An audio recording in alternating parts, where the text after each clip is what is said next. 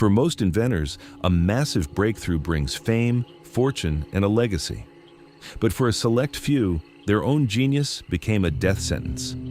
Today, we're covering 10 brilliant inventors who created something world-changing and then vanished without a trace. These cases defy logic, expose dark cover-ups, and fuel terrifying conspiracies. If you love deep dives into mysteries, please take a second to hit that subscribe button and please give hype points. It really helps us out. Now, secure your files, watch your back, and let's get into it. A Cracker Barrel restaurant in Grove City, Ohio. March 21st, 1998, Saturday afternoon. The lunch rush is tapering off. Families are shuffling out past the rocking chairs on the front porch. The smell of biscuits and gravy and bad coffee hangs in the air. It is, by any measure, the most ordinary place in America. Inside, at a booth near the back, 4 men are sitting down to a meal. 2 of them are brothers from Ohio. The other 2 are Belgian investors who have flown across the Atlantic to discuss a technology deal. The conversation is polite. Drinks arrive. One of the brothers, a stocky, intense, deeply religious man named Stanley Meyer, picks up his glass of cranberry juice and takes a sip. He stops. His hands go to his throat. His eyes widen. He lurches out of his seat, knocking the table, and sprints for the front doors of the restaurant. His brother Stephen chases after him. He finds Stanley in the parking lot on his knees, retching violently, his face contorted in pain. Stanley looks up at his brother, and his last words, the ones that have echoed through conspiracy forums and YouTube comments for over 25 years, come out in a ragged, desperate gasp. "They poisoned me." He collapsed on the pavement and died. To understand why Stanley Meyer's death matters, or at least why so many people believe it matters, you need to understand what the late 1990s looked like through the eyes of a Midwestern garage inventor who believed he'd just cracked the code to free energy. It's 1998.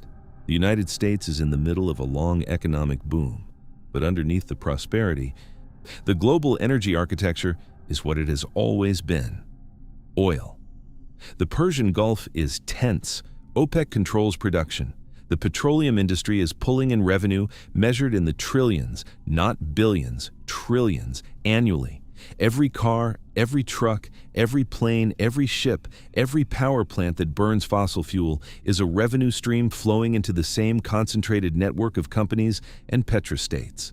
And in Grove City, Ohio, a suburb so quiet it barely registers on a map, a man has been telling anyone who will listen that he can make it all obsolete with a garden hose. Stanley Allen Meyer was a charismatic, tireless, devoutly religious inventor.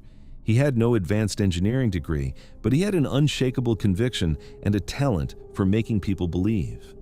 His claim was simple and enormous. He had built a device he called the water fuel cell that could split ordinary tap water into hydrogen and oxygen using remarkably little electricity. By burning the resulting hydrogen in a modified internal combustion engine, he said, you could power a vehicle that emitted nothing but water vapor and oxygen from its exhaust pipe. He built a dune buggy to prove it, painted the words "water-powered car" on the side in big block letters, added some Christian iconography for good measure, and drove it around for local television cameras. The footage is still on YouTube. He's grinning behind the wheel, explaining to reporters that this car runs on water, that the technology works, that the age of oil is over. If his claims were true, if you could run an engine on tap water with minimal electrical input, then every gas station, every oil refinery, every pipeline, every tanker, and every petrodollar deal on the planet becomes a relic overnight. The geopolitical map redraws itself.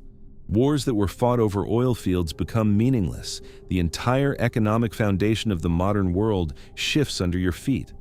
That's the kind of claim that makes you very famous or very dead, or both. Before we get to the restaurant, there's a chapter of this story that the conspiracy community tends to skip, and it matters. In 1996, a group of Meyer's own investors filed a lawsuit against him. They had put money into his water fuel cell technology and wanted to see it verified by independent experts. Meyer refused. found he would not allow court-appointed surveyors to examine the inner workings of his engine. He argued that opening the technology to outside inspection would compromise his patents and expose his trade secrets. The judge was not sympathetic. A Fayette County court ruled that Meyer's water-splitting process was, in the court's language, trivial, meaning it performed basic electrolysis, the same simple chemical reaction you can demonstrate in a high school lab. There was nothing revolutionary about it.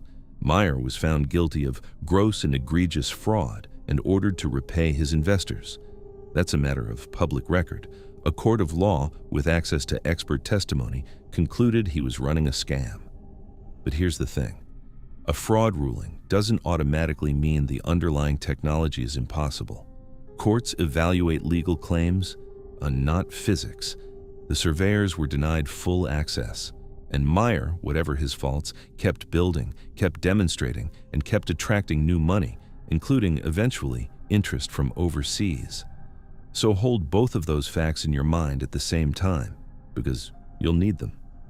On March 21st, 1998, Meyer and his brother Stephen drove to a Cracker Barrel in Grove City to meet with two Belgian investors.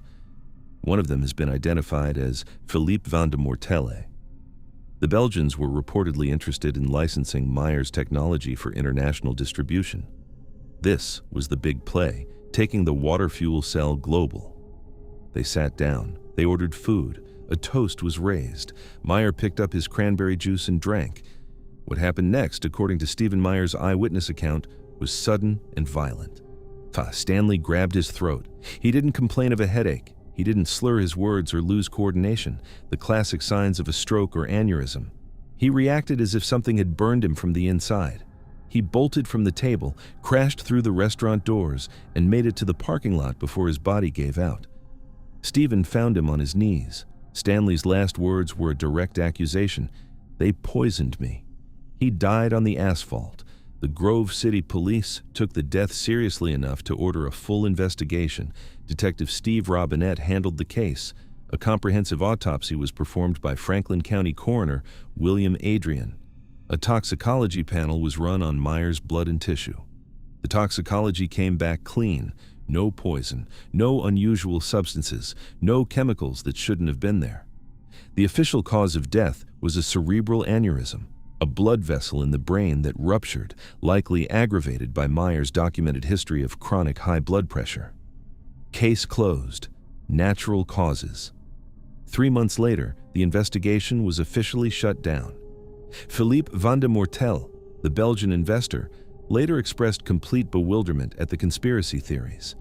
He said he was a close personal friend who had been financially supporting Meyer, paying his bills, and believed in his work. He categorically denied any involvement in an assassination. All right, let's lay out what we have and actually think about it. The medical explanation is a cerebral aneurysm. Aneurysms are real. They kill people suddenly, often without warning. Meyer had high blood pressure, which is the single biggest risk factor. A stressed, overweight man in his late 50s dying of a burst blood vessel is not, on its face, medically remarkable. But let's look at the specific sequence of events. Aneurysms typically present with a sudden catastrophic headache, often described as the worst headache of your life. They cause confusion, loss of coordination, slurred speech, visual disturbance. What they generally do not cause is an immediate burning sensation in the throat triggered at the precise moment you swallow a drink. They don't make you grab your neck. They don't make you sprint for the door as if you've ingested something caustic. Meyer's physical reaction, the throat clutching, the violent retching, the panicked flight from the table, looks exactly like acute poisoning, not like a stroke. The timing is the problem. If the aneurysm was coincidental and unrelated to the drink, the synchronization between sip of cranberry juice and violent physical crisis is an almost absurd coincidence. Now, the toxicology was clean. That's significant, and I'm not going to wave it away. If he was poisoned, it was with something that either metabolized too quickly to detect, broke down before the autopsy, or wasn't in the standard panel the coroner tested for. Is that possible? Yes. Certain compounds, particularly some military-grade or intelligence-grade toxins, are specifically designed to be undetectable in a standard post-mortem screening. Is it likely? That's a different question, and one I can't answer. Now let's look at what happened after he died.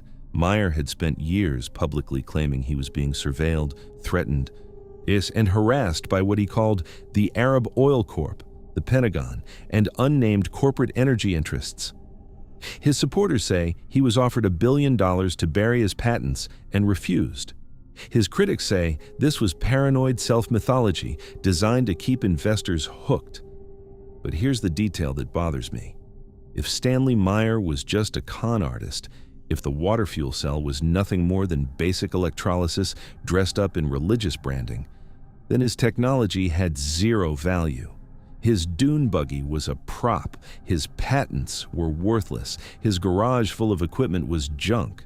So why, in the weeks following his death, did people reportedly break into that garage and steal the dune buggy and his experimental equipment? You don't steal junk. You don't break into a dead man's workshop to take equipment that doesn't work.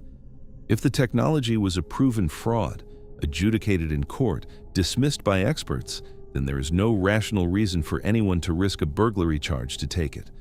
Unless it wasn't entirely junk, unless there was something in that garage worth taking. And then there's the investor angle. Meyer was sitting at a table with foreign financiers when he died. He had spent months telling people that powerful interests wanted him dead, and then he died, violently and suddenly, in front of those exact foreign financiers, at the exact moment the technology was about to go international. I'm not saying it was murder. I'm saying the timing is the kind of coincidence that keeps people up at night. Stanley Meyer's patents eventually expired and entered the public domain. They're available online. Anyone can read them, download the schematics, and attempt to build a water fuel cell in their garage. No one has ever successfully replicated his results. The scientific consensus remains what it was in 1996. Meyer's water fuel cell violates the first and second laws of thermodynamics. You cannot get more energy out of splitting water than you put in. It is, according to physics, a perpetual motion machine, and those don't exist. But the conspiracy endures because the story has all the ingredients. A lone inventor against $1 trillion industry, a dramatic public death, famous last words, a clean toxicology report that doesn't quite explain the symptoms, and a garage full of evidence that somebody wanted badly enough to steal. Did Stanley Meyer die because he threatened to turn every kitchen faucet into a gas pump? Or did he die because his body gave out under the crushing weight of a lie he couldn't sustain? We're still paying at the pump, and Stanley Meyer is still on the pavement outside a Cracker Barrel in Ohio, gasping out the words that turned him into a legend. They poisoned me. Whether he was right about that, about any of it, is the question the cranberry juice can't answer. Picture a train platform in 1890s France, steam hissing from iron pipes, the screech of brakes on wet rail, porters hauling leather trunks through crowds of men in wool coats and women clutching parasols. Dijon station is loud, industrial, and packed. Every departure watched by dozens of eyes, every passenger accounted for by ticket clerks, conductors, and fellow travelers crammed into narrow corridors. Now, imagine a man steps onto one of those trains. He's carrying heavy luggage. He has a private cabin. He has friends waiting for him at the other end. And somewhere between Dijon and Paris, on a sealed train, with no unscheduled stops, with the windows locked shut, he ceases to exist. No body, no luggage, no trace, nothing. Not then, not ever. This is the story of Louis Le Prince, and it is one of the strangest vanishing acts in modern history. Before we get to the train, you need to understand who this man was, because this wasn't some reclusive tinkerer who wandered off into the woods. Louis Le Prince was arguably the single most important figure in the history of visual technology, and almost nobody knows his name. Born in Metz, France, in 1841, Le Prince grew up at the bleeding edge of image science. His father was close friends with Louis Daguerre, the grandfather of photography itself. Le Prince didn't learn about lenses from textbooks. He learned firsthand in Daguerre's studio, watching the man pull images out of thin air onto silver plates. He became a chemist, an engineer, an artist, a polymath obsessed with one question: could you capture motion on film? By the late 1880s, working out of a workshop in Leeds, England, he cracked it. He built a 16-lens camera, refined it to a single lens, and in October 1888 pointed it at his in-laws' garden. The result was the Roundhay garden scene, a few seconds of flickering footage that remains the oldest surviving motion picture on Earth. Let that sink in. 2 years before Thomas Edison publicly demonstrated his kinetoscope. 7 years before the Lumiere brothers projected their famous train arriving at the station, Louis Le Prince had already done it. He had the camera, he had the film, he had functioning footage. He was first. And by mid-1890, he was preparing for the moment that would change everything. Le Prince had booked passage to New York. He was going to publicly premiere his technology, file his American patents, and reunite with his family already waiting across the Atlantic. If that trip happened, Le Prince would become one of the most famous and wealthiest inventors alive. The entire history of cinema would have looked fundamentally different. But that trip never happened. In September 1890, Le Prince made a quick detour before his transatlantic voyage. He traveled to Dijon to visit his brother, Albert. The reason was practical. Their mother had recently passed away, and the two brothers needed to sort out the details of her estate. There was also the matter of money. Le Prince was reportedly in debt, roughly £1,000, much of it sunk into the expensive brass and mahogany construction of his camera prototypes. He and Albert had things to settle. The visit was brief, a weekend, maybe a few days. And then, on September 16, 1890, Albert accompanied Louis to the Dijon train station. The plan was simple. Louis would catch the express to Paris, meet friends there, and continue preparations for his American debut. Albert later told police he watched his brother board the 2:42 p.m. train. Louis was carrying heavy luggage, trunks that contained, among other things, his most sensitive patent documents and possibly components of his projection device. These weren't just personal belongings. This was the physical evidence of the most important invention of the decade. Louis checked his luggage, entered his private cabin, and the train pulled away from the platform. And that was it. The express arrived at the Gare de Lyon in Paris right on schedule. Friends of Le Prince were standing on the platform, waiting to greet him. Passengers poured out of the carriages, flooding the station with noise and movement and the smell of coal smoke. But Louis never stepped off. They waited. They checked the platform. They walked the length of the train. Then they checked his cabin. It was empty. His luggage was gone. The windows were tightly closed. There was no sign of a struggle, no note, no indication that anything unusual had happened whatsoever. Louis Le Prince had simply stopped being there, somewhere between Dijon and Paris, on a train with no unscheduled stops, surrounded by other passengers and crew. What followed was an exhaustive missing persons investigation. French police searched the railway route. Scotland Yard got involved. His family launched desperate inquiries across 2 countries. Hospitals, morgues, rooming houses, ports. Not a single trace was ever found. No clothing, no bone. No camera part, no scrap of patent paper. Louis Le Prince had been swallowed whole by a routine Tuesday afternoon train ride through the French countryside. Now, let's stop the story here and do something the police apparently struggled with. Let's actually think about this. The French authorities eventually did what investigators often do when they have no evidence and no leads. They shrugged and suggested suicide. A man in debt under pressure, they said. Perhaps he threw himself from the train in a moment of despair. But here's the thing. Let's actually follow that logic to its conclusion. This is a man who had just solved the greatest technological puzzle of his generation. He had working footage. He had a functioning camera. He had a refined projector. He was days away from boarding a ship to New York, where he would debut his technology, file ironclad patents, and secure his legacy and his fortune in one stroke. The golden ticket was in his hand. Why on earth would he throw it away now? If you're going to break under the pressure of debt, you do it when the walls are closing in, not when you can literally see the exit. And then there's the physics of it. Think about what the suicide theory actually requires you to believe. A man decides to kill himself by jumping from a speeding steam train. Fine. Grim, but it happens. Except his luggage vanished too. Heavy trunks, checked baggage, patent documents, prototype parts. How do you jump out of a train window and take your checked luggage with you? And on top of that, the windows of his cabin were found securely closed from the inside. So he opened a window, hauled out several heavy trunks, threw himself out after them, and the window somehow sealed itself shut behind him. That doesn't make sense. That has never made sense. Now let's look at the debt theory. The idea that Le Prince ran away from his creditors. He's 1,000 pounds in debt. Not small in 1890. But he's holding the invention that will create the motion picture industry.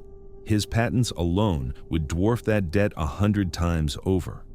You don't flee from 1,000 pounds when you're sitting on millions. A man drowning in a swimming pool doesn't run away from a life preserver. And if he did run, where? He had a wife in New York, colleagues in Leeds, a brother in Dijon. Yet no one ever heard from him again. No letter, no sighting. People who run from debt want to live. They resurface eventually. Le Prince didn't. So if it wasn't suicide, and it wasn't a voluntary disappearance, what was it? Now we have to talk about Thomas Edison. In 1890, Edison's laboratory was throwing enormous resources at motion pictures. His team was working around the clock and struggling. Edison was a relentless self-promoter who understood that controlling a patent meant controlling an industry. He had done it with the phonograph, he had done it with the light bulb, and he intended to do it with moving pictures. There was one problem. Louis Le Prince had already beaten him. Le Prince had footage from 1888. He had a camera, a projector, and legal priority.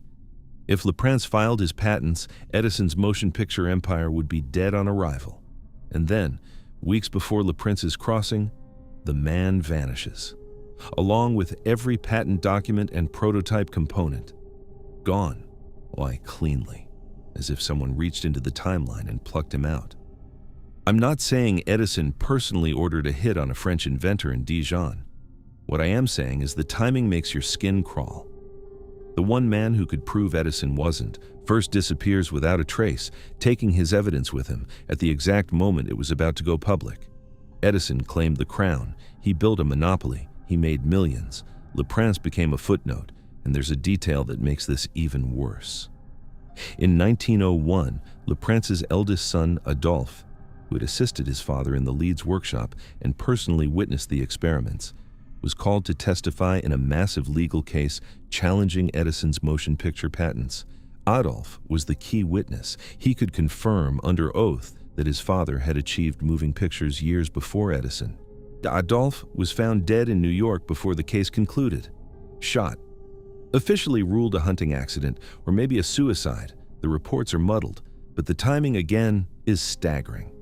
The son who could prove the father's priority killed during the trial that would have destroyed Edison's monopoly. Le Prince's widow went to her grave believing her family had been systematically targeted. There is one more theory, and it's the ugliest one to consider.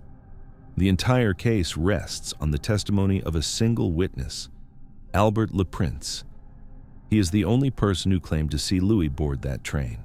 If you remove Albert's statement, there is no evidence Louis ever set foot on the 242 Express at all. The brothers had been arguing about money, about their mother's inheritance, about the 1,000-pound debt. Albert had motive. Albert had opportunity. And Albert had the ability to simply lie, to tell police he watched his brother board a train that his brother never actually got on. If Louis was killed in Dijon, in a private room, over a financial dispute, the lack of witnesses on the train, the missing luggage, the pristine cabin, all of it suddenly makes perfect, terrible sense. But we don't know. That's the point. We don't know, and we never will. Despite years of searching, not a single piece of Louis Le Prince was ever recovered. No bone, no clothing, no lens, no page of patent documentation. In 1897, he was officially declared dead. A drowned man matching his general description was pulled from the Seine weeks after the disappearance, but forensic examination showed the body was far too short to be the towering inventor. And so Louis Le Prince the true father of cinema, the man who captured human movement on film before anyone else on the planet, became a ghost, a rumor, a question mark on a train ticket. Thomas Edison went on to claim the title. He built an empire. He shaped an industry. His name is in every textbook. And the man who actually did it first? He's still somewhere on the 242 Express to Paris, somewhere between Dijon and the Gare de Lyon, somewhere in the steam and the noise and the dark stretch of French countryside, with his heavy luggage and his patent papers and the future of cinema locked in his trunks. The train arrived. The cabin was empty, and the window was closed. On the night of September 29, 1913, a man boarded a steamship in Antwerp, Belgium. He had dinner with friends. He laughed. He talked about his growing fame. He asked the steward to wake him at 6:15 the next morning. Then he walked into his first-class cabin, laid his nightshirt on the bed, placed his pocket watch on the nightstand where he could see it from the pillow, and was never seen alive again. His bed was never slept in. His coat was found neatly folded under a railing on the afterdeck, and 10 days later, a Dutch fishing crew pulled a bloated, rotting body from the North Sea, rifled through its pockets, took a wallet and a penknife, and threw the corpse back into the water. That man was Rudolf Diesel, and his death is one of the most suspicious events of the 20th century. To understand what happened on that ship, you have to understand what was happening in the world around it. September 1913. Europe is a powder keg with a lit fuse. The great empires, Britain, Germany, France, Russia, are locked in a naval arms race that will, within 11 months, explode into the most devastating war humanity has ever seen. The weapon that matters most in this race isn't a gun, it's an engine. The world runs on coal. Massive steam engines power the factories, the railways, and the warships. But a new fuel is clawing its way to dominance: petroleum. John D. Rockefeller's Standard Oil has already built an empire so vast it had to be broken apart by the Supreme Court 2 years earlier. Oil is liquid power, and the men who control it are becoming the richest humans who have ever lived. Now, picture the SS Dresden, a sleek passenger steamer operated by the Great Eastern Railway, cutting through the black freezing swells of the North Sea on a windless night. Inside, crystal glasses clink in the first-class dining room. Gas lamps glow against polished wood. It's elegant. It's isolated. And it is floating through international waters, a place where legal jurisdiction evaporates and what happens on board stays on board. Aboard this ship is a man whose brain is worth more than everything in its cargo hold combined. Rudolf Diesel was, by 1913, one of the most celebrated engineers on the planet. A German-French polymath, part artist, part thermodynamicist, part idealist, he had spent the 1890s developing a revolutionary internal combustion engine based on a deceptively simple principle: compression ignition. No spark plugs. No complex electrical systems, just air, compressed so violently inside a cylinder that it superheats, and fuel injected directly into that inferno. The result was an engine of staggering efficiency. While contemporary steam engines wasted over 90% of their fuel energy, Diesel's machine achieved 26% thermal efficiency, with theoretical projections reaching 75%. That doesn't sound dramatic until you realize what it means. The same work, for a fraction of the fuel. For navies burning through mountains of coal to cross oceans, this was a revelation. But here's the detail that made Diesel dangerous, genuinely, existentially dangerous to the most powerful men alive. His engine did not need petroleum. It didn't need gasoline. It didn't need kerosene. It could run on peanut oil, on palm oil, on vegetable fat, on fuel that any farmer in any country could grow in a field.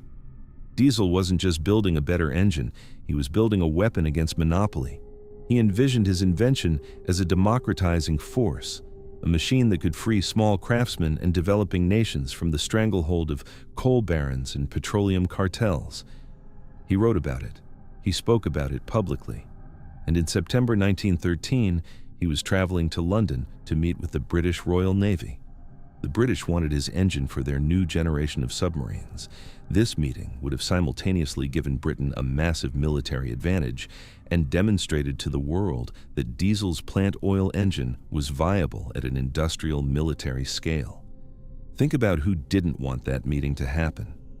The German military, who were building their own U-boat fleet and couldn't afford to hand their primary enemy a technological edge, and the petroleum industry, which stood to lose everything if the world realized you could power a warship with vegetable oil instead of their product.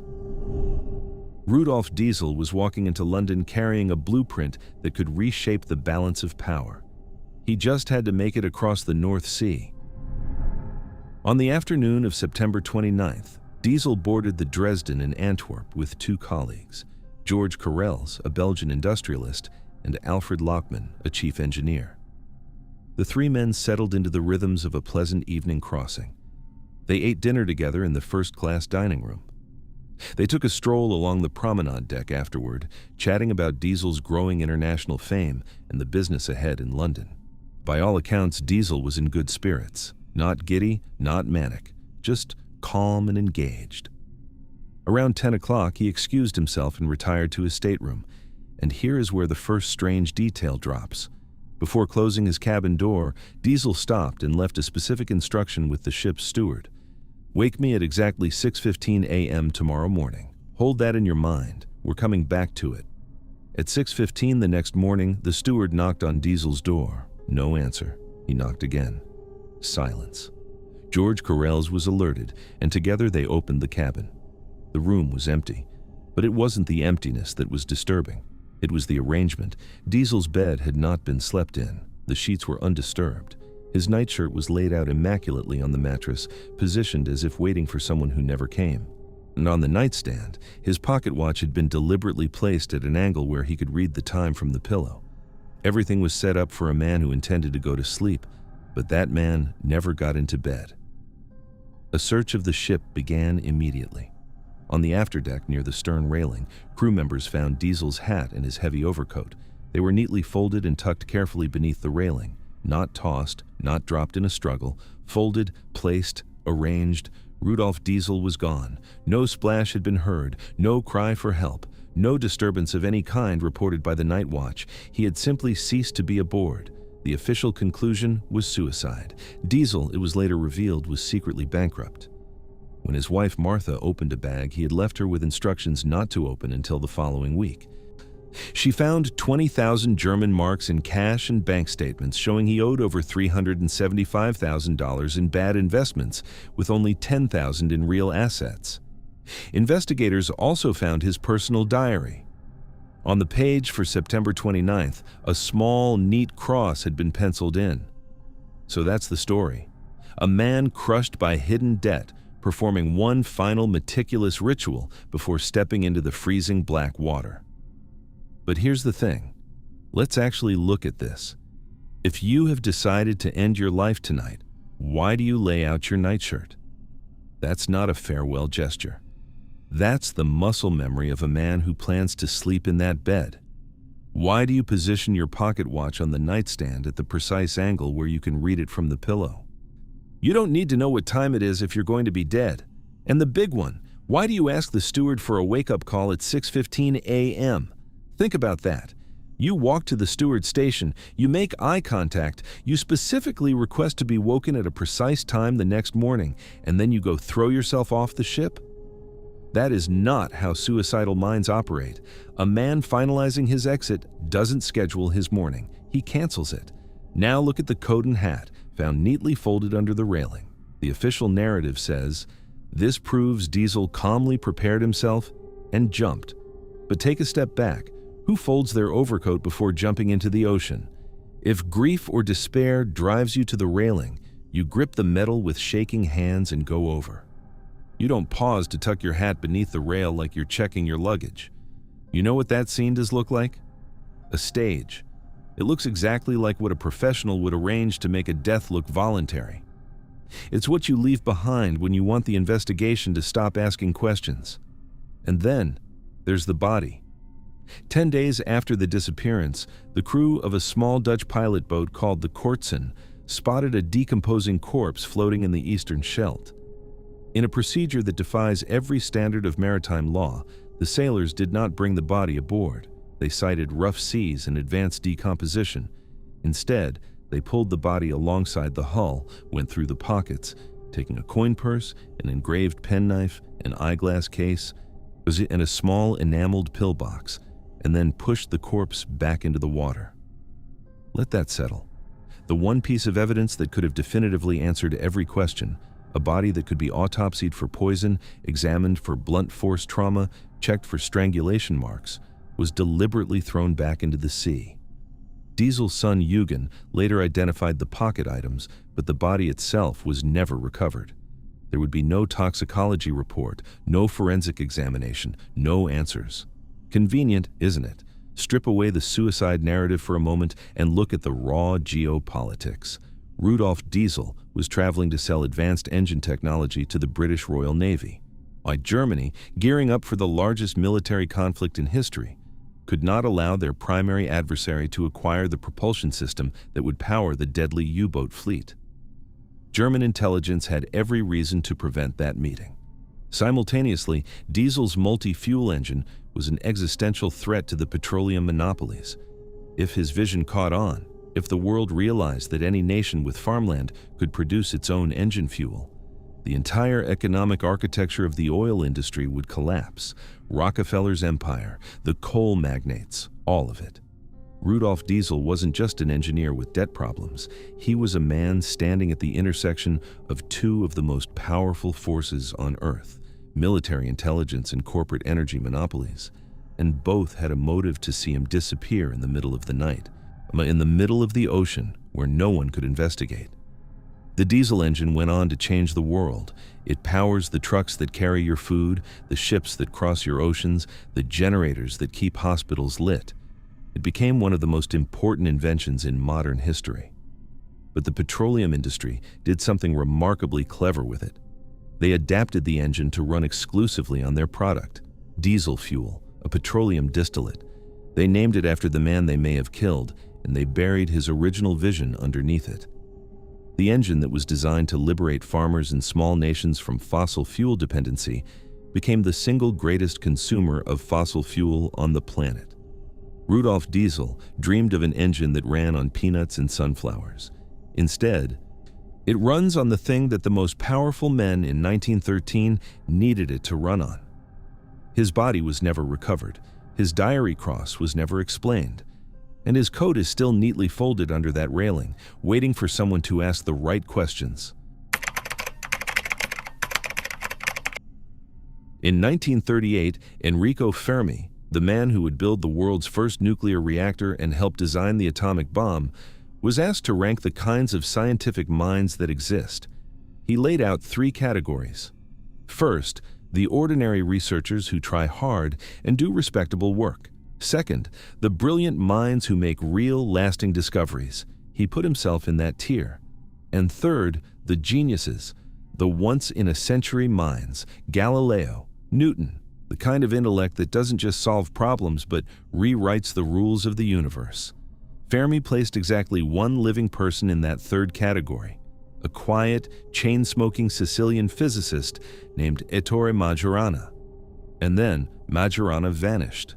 Not died, not was killed as far as anyone can prove, vanished. Withdrew every lira from his bank account, wrote a series of contradictory letters, boarded a ship, and dissolved into thin air, leaving behind a trail of clues so deliberately tangled that 80 years of investigation have failed to produce a body, a grave, or a definitive answer. This is the story of a man who may have seen the future and chose to walk away from it. March 1938. Europe is sleepwalking into catastrophe. Mussolini has been in power for over 15 years, and his tightening alliance with Hitler is poisoning everything it touches. Italy's universities, once among the most vibrant in the world, are fracturing under new racial laws that will soon force Jewish scientists to flee the country. Emilio Segre, one of Majorana's closest colleagues, will leave for America. Fermi himself will follow within the year. Beneath this political terror lies a deeper, quieter dread. In laboratories across Europe, deemed physicists are prying open the atomic nucleus. They are mapping the forces that hold matter together, and in doing so, they are stumbling toward something none of them fully grasp yet: the theoretical blueprint for a weapon that can level cities. Nuclear fission won't be officially demonstrated until December 1938, 9 months after Majorana disappears. But the math is already there for anyone brilliant enough to run it. And Majorana was brilliant enough. Naples in the spring of 1938 is heavy with all of this. The Bay of Naples glitters in the Mediterranean sun, but the air is thick with fascist propaganda and the low hum of a continent preparing for war. Ferry horns echo off the harbor. Soldiers loiter at the docks. And at the University of Naples, a gaunt, reclusive 31-year-old physicist has stopped coming to work. Ettore Majorana was born in Sicily in 1906 into one of the island's most prominent families. His intellectual abilities were apparent almost immediately. As a child, he could perform complex multi-digit multiplication in his head, baffling adults who tested him. He entered the University of Rome's physics department and quickly became the most formidable mind in a group that already included Fermi and several future Nobel laureates. But Majorana was not like his peers. Where Fermi was social, ambitious, and prolific, Majorana was reclusive, anxious, and almost pathologically self-critical. He had a maddening habit that drove his colleagues insane. He would solve groundbreaking equations, work that would have guaranteed him international fame, on the backs of cigarette packets during tram rides, glance at the results, to declare them banal and crumple the paper into the trash. His published work, sparse as it was, shook the foundations of theoretical physics. He hypothesized the Majorana fermion, a particle that is its own antiparticle, a concept so far ahead of its time that it forms the basis of modern quantum computing research today. He made contributions to neutrino theory and nuclear exchange forces that his colleagues were still catching up to years later. But by late 1937, something had changed. Majorana retreated. He stopped publishing entirely. He locked himself in his apartment. He refused to see colleagues. He emerged only occasionally, thinner each time, suffering from severe gastritis that he refused to treat. His family and friends watched a brilliant man collapse inward like a dying star. And then, in March 1938, he made his move. On March 25, 1938, Majorana walked into his bank in Naples and withdrew everything: his entire life savings, every uncashed salary check from the previous 5 months, all of it converted to liquid cash. He also secured his passport. That same day, he wrote 2 letters. The first was to Antonio Corelli, the director of his physics institute, stating he had made a decision that was inevitable. The second was left at his hotel for his family, asking them not to mourn him for more than 3 days. Read those letters side by side and they sound like a suicide note, except for what he did next. That evening at 10:30 p.m., Majorana purchased a ticket and boarded the Tirrenia postal steamer Città di Palermo, sailing overnight from Naples to Palermo, Sicily. Now, here is where the trail starts to twist. The next day, March 26th, Corelli receives a telegram from Palermo. It's from Majorana. It reads, "Do not be alarmed. A letter will follow." Shortly after, a letter arrives in which Majorana states that the sea has rejected him, that he is giving up his teaching position, and that he intends to return to Naples. So he sends a suicide note, then he sends a cancellation of the suicide note, then he sends a letter saying he's coming back. On March 27th, Majorana reportedly purchases a return ticket on the ferry back to Naples. A professor and a sailor both independently claim they saw him board the ship. The ferry crosses the Tyrrhenian Sea and docks in Naples. Majorana is not on it. Benito Mussolini personally ordered a nationwide manhunt. Police, Navy, Coast Guard, the full weight of the fascist state was turned toward finding one missing physicist. They found nothing. No body in the water, no trace at any port, no sighting that held up to scrutiny. Ettore Majorana had stepped off the edge of the known world. The Italian police, following the path of least resistance, concluded that Majorana had thrown himself into the Tyrrhenian Sea. A depressed, reclusive man writes a farewell letter and boards a ship. Simple enough, but let's actually look at what he did. Start with the money.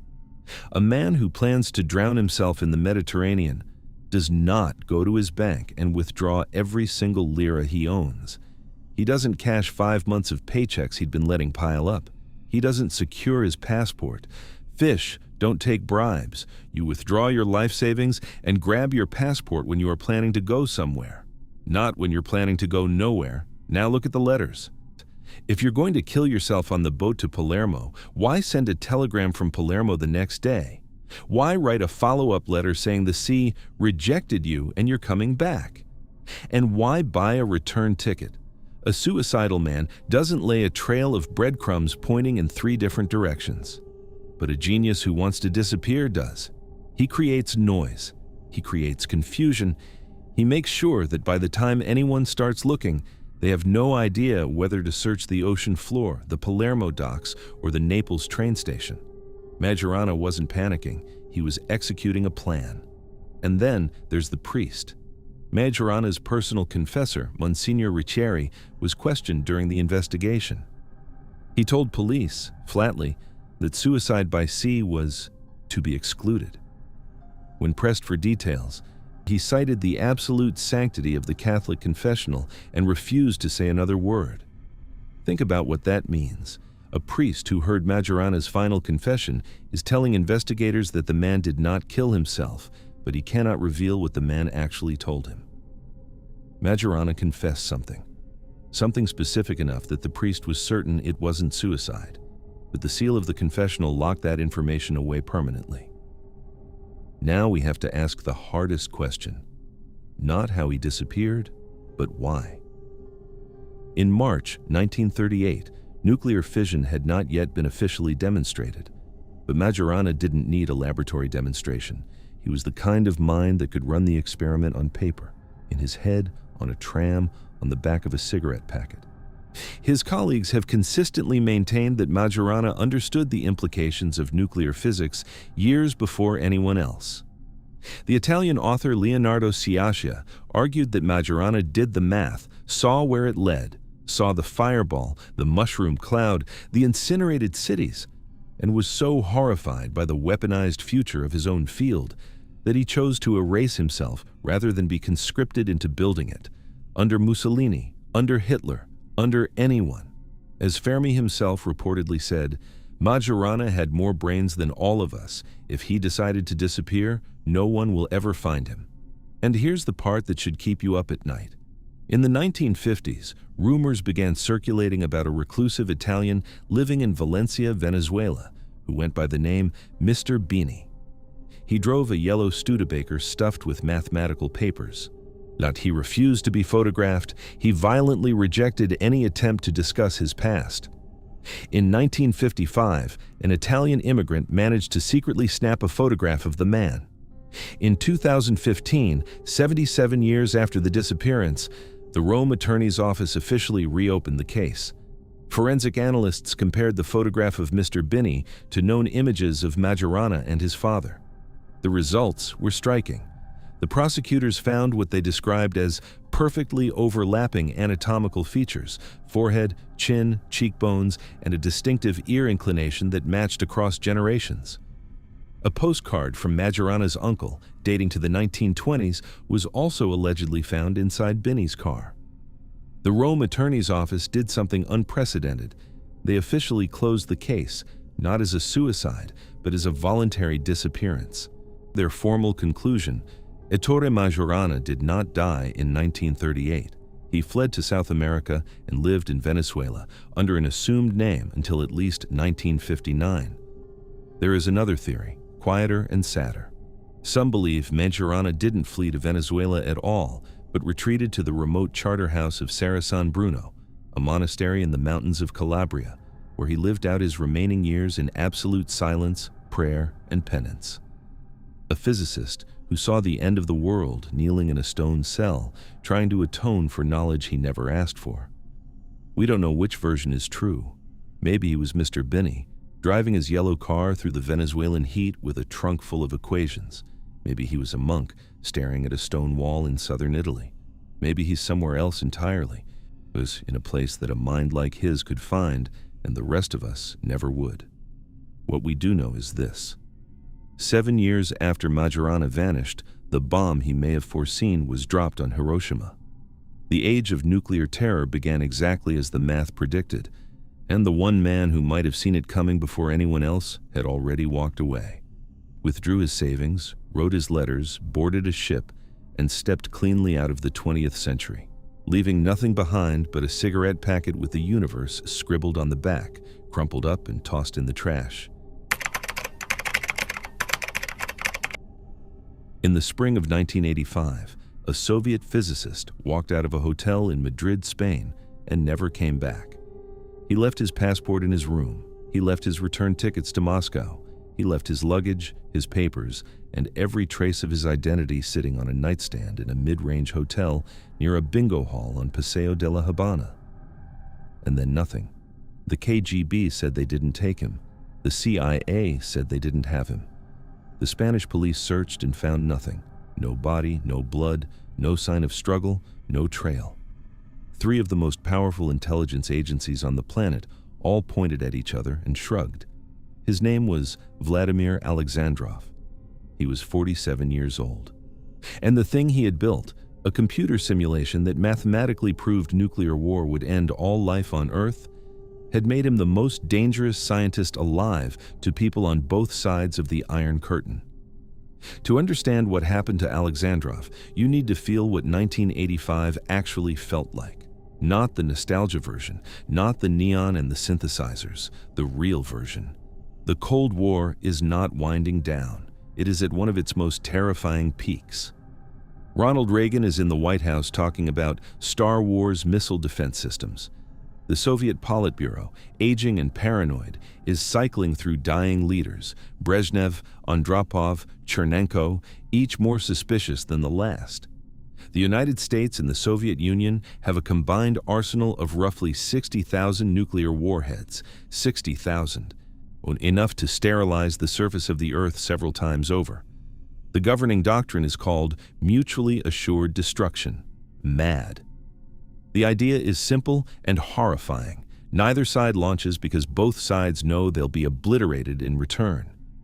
It is a peace built on terror, and it only works if both sides believe nuclear war is survivable in theory.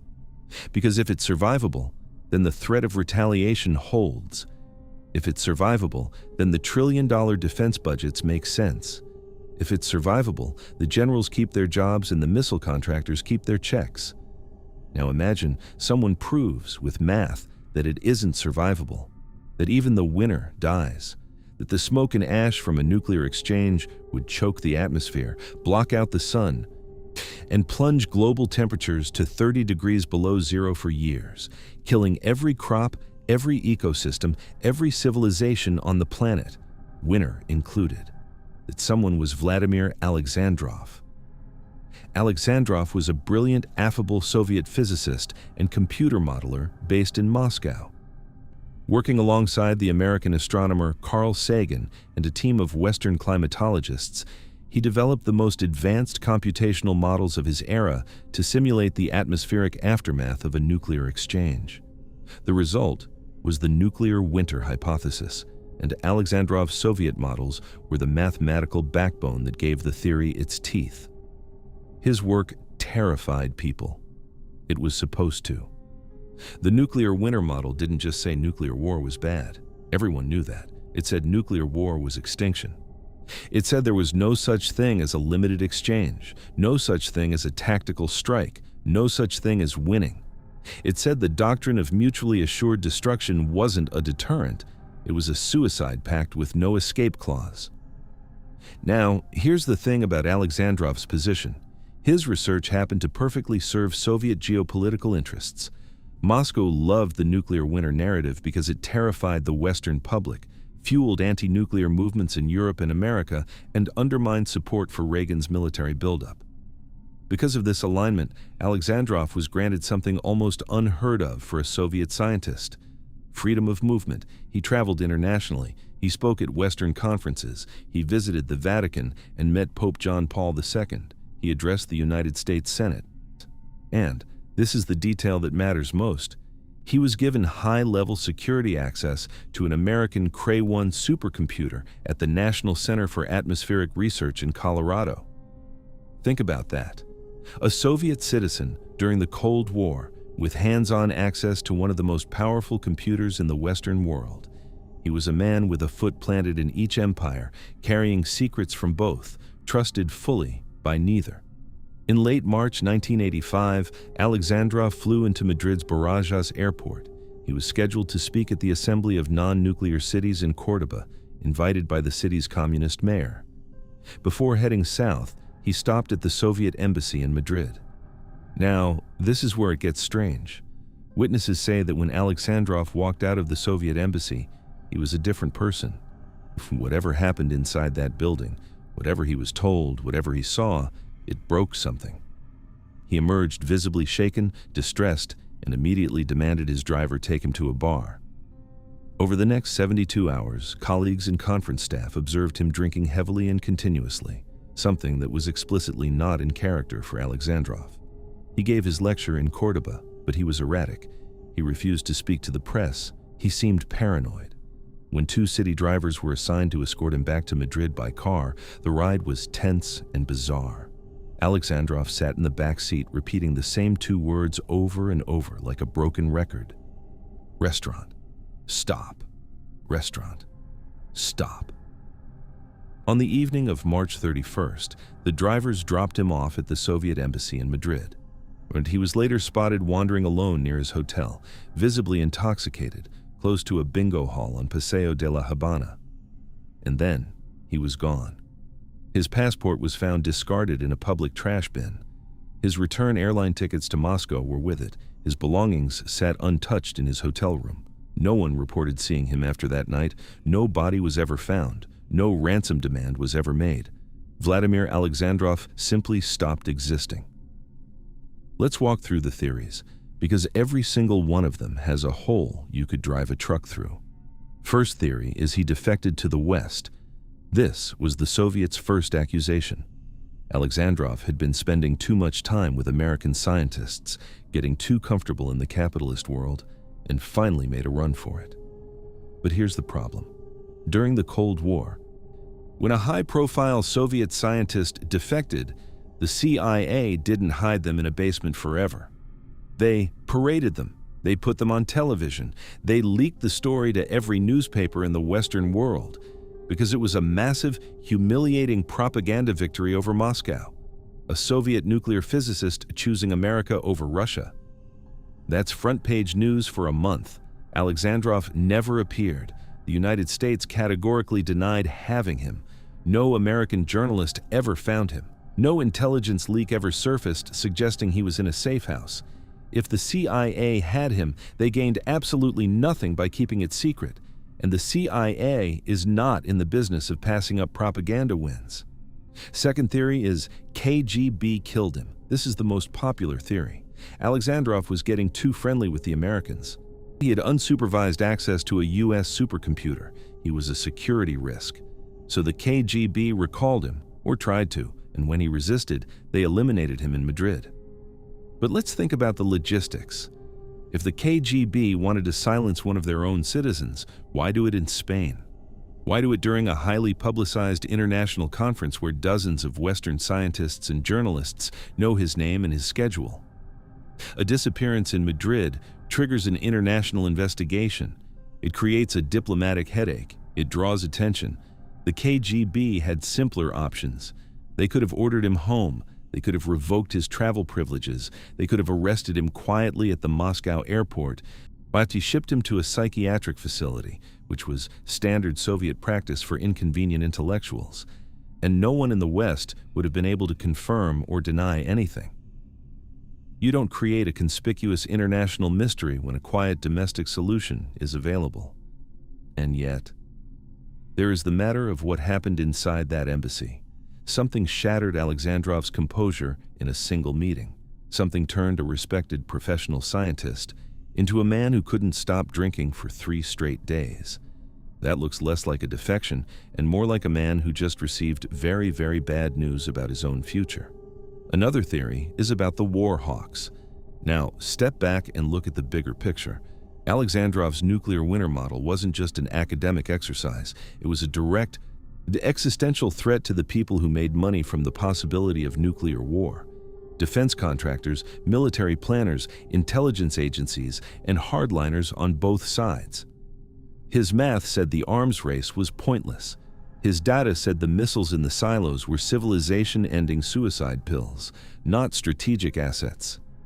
If Alexandrov's models became globally accepted, if the public and the politicians fully internalized that nuclear war equaled human extinction, then the justification for trillions of dollars in defense spending evaporates overnight. Careers end, budgets collapse, entire bureaucratic empires lose their reason to exist.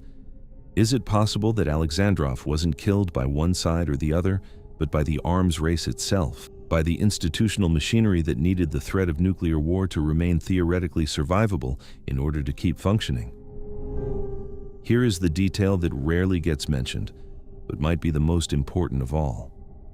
When Alexandrov vanished, his American colleagues, the scientists he had worked alongside, shared data with, built the nuclear winter models with, did not raise the alarm. They didn't call the press.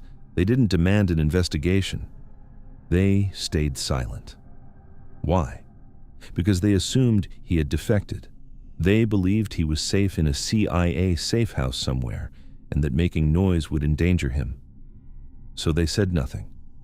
They let the trail go cold. By the time they realized no defection had occurred and something was genuinely wrong, weeks had passed. The evidence was gone. The hotel room had been cleaned. The embassy logs, which should have recorded every visitor, had been shipped to Moscow during the collapse of the USSR and were never seen again. His friend's silence, born from good intentions, became the final lock on his coffin. The one group of people who could have pressured governments to act chose instead to wait, and by the time they stopped waiting, there was nothing left to find. The current Russian embassy in Madrid says it has no record that Vladimir Alexandrov ever visited the building. The Spanish police file remains open and unsolved. The KGB's successor agencies have never commented. The CIA has never acknowledged involvement of any kind. Every institution that could provide an answer has chosen silence. And the thing Alexandrov built, the nuclear winter model, the mathematical proof that nuclear war is unwinnable, did not disappear with him. It survived. It influenced policy. It helped reshape the conversation that eventually led to arms reduction treaties. But the man who built it is gone. His passport was found in a trash can on a Madrid street. His tickets home sat unused on a hotel nightstand. And somewhere between the Soviet embassy and a bingo hall on Paseo de la Habana, the physicist who mathematically proved how the world would end experienced the end of his own. No body, no grave, no answers. Just the simulation running on without its creator, calculating the temperature of a world that chose to forget the man who tried to save it. Huntsville, Alabama doesn't look like the kind of place that hides secrets. It's got the strip malls, the church steeples, the Waffle Houses, standard-issue southern town from the road. But if you look past the surface, the skyline tells a different story. Satellite dishes, razor wire, windowless concrete buildings set back from the road behind badge access gates, military contractor logos on low-slung office parks that stretch for blocks. They call it Rocket City, and they're not being cute about it. Huntsville is home to NASA's Marshall Space Flight Center, the U.S. Army's Redstone Arsenal, and one of the densest concentrations of aerospace engineers and defense scientists anywhere on the planet. This is a city that was literally built by Operation Paperclip, the post-war program that brought German rocket scientists to Alabama to build the missiles that won the space race. The town runs on federal contracts and security clearances. Half the people you pass in the grocery store can't tell you what they do for a living. In the late 1990s, inside a laboratory at the University of Alabama in Huntsville, a Chinese-American physicist named Dr. Ning Lee claimed she had done something that most of her colleagues considered flatly impossible. She said she had built a machine that could manipulate gravity. And then, right when the world should have been paying the most attention, she disappeared. Not into the ocean, not into a foreign country, into silence. Total, absolute. 20-year silence in a town where silence is the sound of something classified. Dr. Ning Lee was born in Shandong, China in 1943. She studied physics at Peking University, one of the most rigorous programs in the world, before immigrating to the United States with her family in 1983.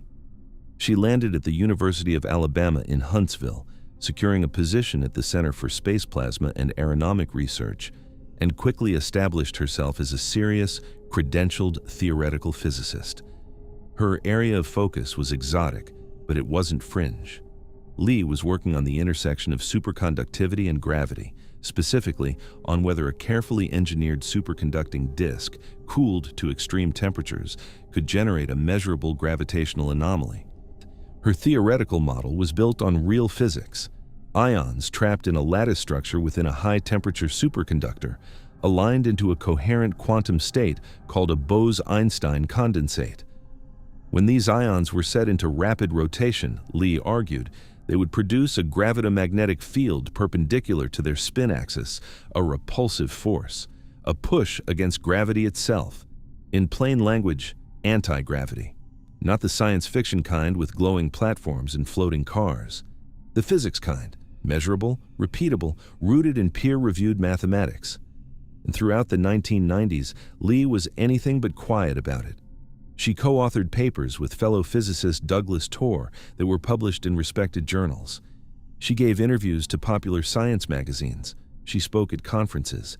She was a vocal, a passionate advocate for her research, eager to demonstrate that gravitomagnetic manipulation wasn't fantasy. It was engineering waiting to happen. If her math was right, the implications were staggering. Chemical rocket propulsion, the explosions we've been strapping ourselves to since the 1960s, would become obsolete overnight. Aircraft, spacecraft, military vehicles, everything that fights gravity to move would be fundamentally redesigned. The geopolitical consequences alone would be incalculable, and people were paying attention.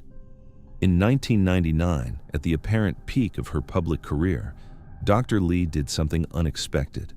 She resigned from the University of Alabama in Huntsville. She walked away from her tenured academic position, her laboratory, her students, and the institutional infrastructure that had supported her research for over 15 years. She founded a private company. She called it AC Gravity LLC. The stated goal was to continue her gravitomagnetic research outside the constraints of university oversight, to commercialize the technology, to move from theory to hardware. On the surface, this is a move that makes sense. Academics leave universities to start companies all the time, especially when they believe they're sitting on something with massive commercial potential. But here's where the timeline starts to tighten. In 2001, the United States Department of Defense awarded AC Gravity LLC a grant of $448,970, nearly $500,000 in federal defense money directed to a one-woman company run out of Huntsville, Alabama, is to build experimental hardware based on her anti-gravity theories. And then the curtain dropped. After 2001, Dr. Ning Lee vanished from public life. Completely. No more publications, no more interviews, no more conference appearances, no press releases from AC Gravity LLC, no product announcements, no patent filings, no progress reports in any publicly accessible database. The woman who had spent a decade enthusiastically defending her research to anyone who would listen went absolutely hermetically silent for 20 years. The internet noticed, eventually. By the mid-2000s, forums and conspiracy boards were buzzing. Where is Ning Lee? What happened to AC Gravity? Did her machine work? Did she defect to China? Did the government disappear her? Prominent physicist Jack Sarfati publicly claimed she had been recruited by the Chinese Communist Party and taken back to China. The theory spread. It made a certain kind of sense. A Chinese-born physicist working on revolutionary propulsion technology suddenly gone? The defection narrative wrote itself. But the defection narrative was wrong. It turned out that Dr. Ning Lee had never left Huntsville. Her son, George Guangyu Men, later confirmed the reality. After receiving the DoD grant and transitioning into the private defense sector, his mother's work was immediately classified, not informally, not with a gentle request for discretion. Classified, as in top secret, bound by severe non-disclosure agreements, forbidden from discussing any aspect of her research with anyone, including her own family. She didn't vanish from Huntsville. She commuted to the Redstone Arsenal every single day for years. The same Redstone Arsenal where the Army develops its most sensitive weapon systems. The same facility surrounded by the razor wire and badge gates that define the Huntsville skyline. She was hiding in plain sight, driving past the same strip malls and Waffle Houses, doing work that no one in her life was permitted to know about. And the U.S. government apparently valued her mind enormously. When Chinese officials attempted to recruit her during a visit to the United States in 2008, she refused. More than that, the U.S. government actively denied her permission to return to China, even to attend her own mother's funeral. You don't restrict someone's international travel to protect a failed experiment. You restrict it to protect a functioning asset. Let's slow down and look at this with clear eyes, because every version of this story has a problem. The skeptics say the simplest explanation is that her machine didn't work. The superconductor disk didn't produce a measurable gravitational anomaly. The DoD grant was a dead end, and Lee quietly retired out of professional embarrassment. It happens. Defense agencies fund speculative research all the time, and most of it leads nowhere. But here's the thing. Scientists don't behave like that. In academia, a failed experiment isn't a shameful secret. It's a publishable result. Negative findings have scientific value. You write the paper, you explain what didn't work and why, and you move on to the next grant. Physicists who spend a decade publicly championing a theory don't just evaporate when the experiment doesn't pan out. Then they publish the failure, defend their methodology, and argue for more funding. Lee didn't do any of that. She didn't publish a retraction. She didn't issue a statement. She didn't give a single interview saying, "We tried and it didn't work." She went from full public engagement to zero overnight the moment defense money entered the picture. Now let's talk about the DoD. The Department of Defense doesn't hand out $500,000 and then lose interest. There are oversight mechanisms, progress reports, grant closure documents. If AC Gravity LLC failed to produce results, there would be a paper trail, an audit, a termination notice, a final report filed somewhere in the federal system. None of that has surfaced. The grant simply exists in the public record, and then the record goes dark.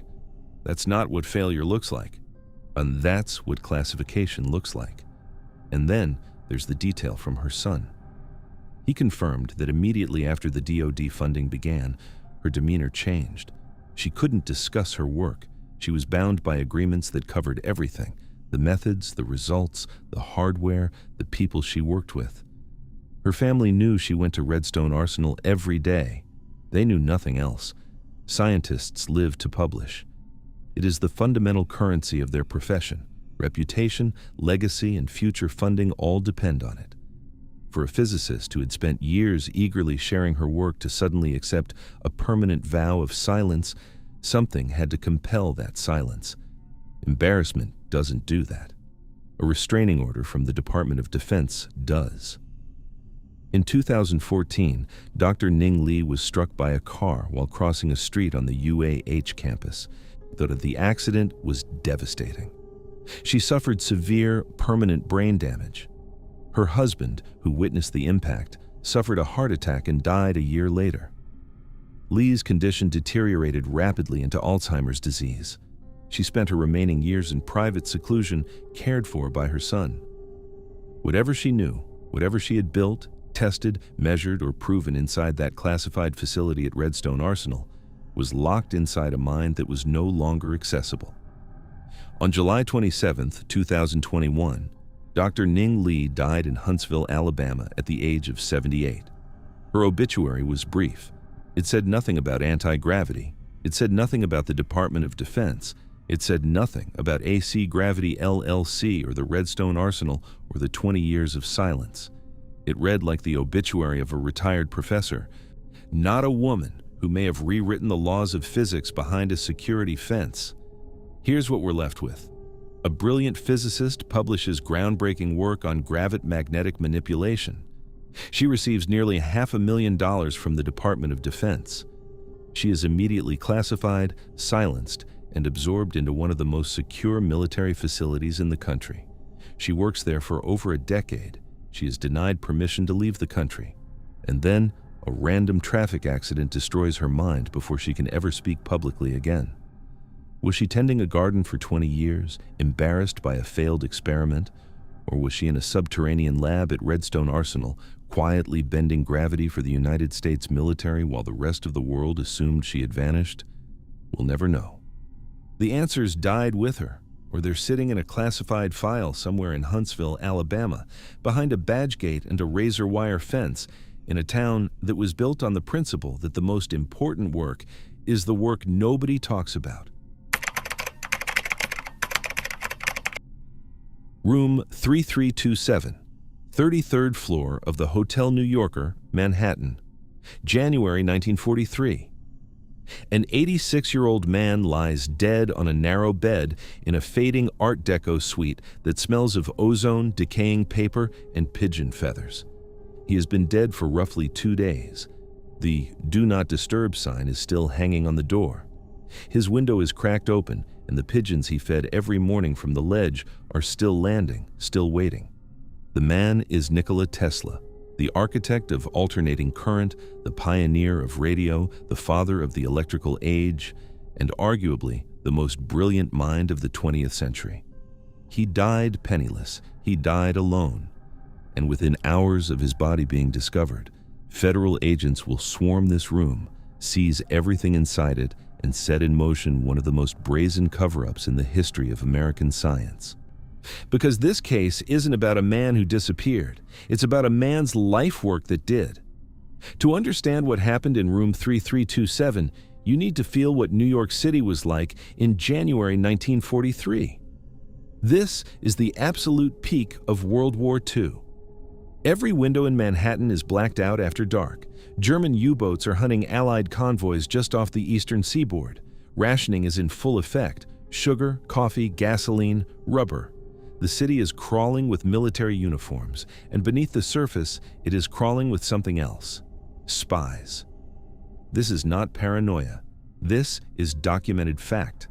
Soviet intelligence operatives, Nazi sympathizers, double agents, they are everywhere in wartime New York. The FBI knows it, military intelligence knows it, everyone is watching everyone, and the most valuable currency in the world is not gold. It is information. Specifically, it is any theoretical advantage that could end the war. Now, picture the Hotel New Yorker. In the 1930s, it was one of the most glamorous buildings in Manhattan, 43 stories, its own private power plant, a rooftop ice skating rink. By 1943, the glamour has faded. The hallways are quieter, the clientele is thinner, and on the 33rd floor, in a pair of modest suites, lives a gaunt, obsessive-compulsive old man who talks to pigeons, refuses to touch round objects, and insists on dining alone with exactly 18 folded napkins. That man had also recently told the United States War Department, the governments of multiple foreign nations, and the international press that he had perfected a weapon he called Teleforce. The newspapers called it the Death Ray. Let's be clear about what Tesla was claiming. This wasn't vague, hand-wavy science fiction. Tesla described in specific technical detail a concentrated beam of submicroscopic particles accelerated to enormous velocities using a potential of 50 million volts. Modern physicists have since analyzed his descriptions and suggest he was outlining what we would now call a charged particle beam weapon, something involving accelerated dense mercury or tungsten droplets fired through a vacuum chamber. Tesla stated this device could melt airplane motors at a distance of 250 miles. He described it as an invisible Chinese wall of defense that could be erected around the border of any nation, rendering it invulnerable to aerial attack. In 1943, with Allied bombers getting shredded over Germany and Japanese kamikazes terrorizing the Pacific, this is not a curiosity. This is the Holy Grail. If Tesla's math was even partially correct, Whoever controlled those blueprints controlled the single most decisive weapon of the 20th century. Tesla had been shopping this concept to governments for nearly a decade. He had written to the War Department, he had communicated with the British, he had reportedly shared preliminary ideas with the Soviet Union. Every major power on Earth knew about Teleforce, and every major power wanted it, now. The man who designed it is lying dead in a hotel room. His papers are sitting unguarded in trunks and filing cabinets, 33 floors above Midtown Manhattan. And it is the middle of the most desperate war in human history. What do you think happened next? Tesla was found dead on the morning of January 7, 1943. The maid ignored his 2-day-old "Do Not Disturb" sign, opened the door, and discovered the body. Cause of death: coronary thrombosis, natural causes, no dispute there. But here is where the timeline starts fracturing. Tesla's nephew, Sava Kosanovich, rushed to the hotel as soon as he heard. Kosanovich was not just a grieving relative, he was an up-and-coming Yugoslav diplomat with political connections that deeply worried the FBI. The Bureau suspected him of having communist sympathies and potential ties to Soviet intelligence. He was, in the eyes of the American government, the worst possible person to inherit Tesla's papers. When Kosanovich arrived at room 3327, he noticed something immediately. In Tesla's personal safe, the one where he kept his most sensitive technical documents, had already been opened. It had been cracked, and a specific black notebook, one that Tesla was known to guard obsessively, was missing. Some of the pages in that notebook had been stamped with the word "government." Let that settle. The body has barely been removed. The family hasn't even had time to grieve. And someone with the skills to crack a safe and the knowledge of exactly what to look for, has already been inside that room and taken the most sensitive document in it. Who? The FBI hadn't officially arrived yet.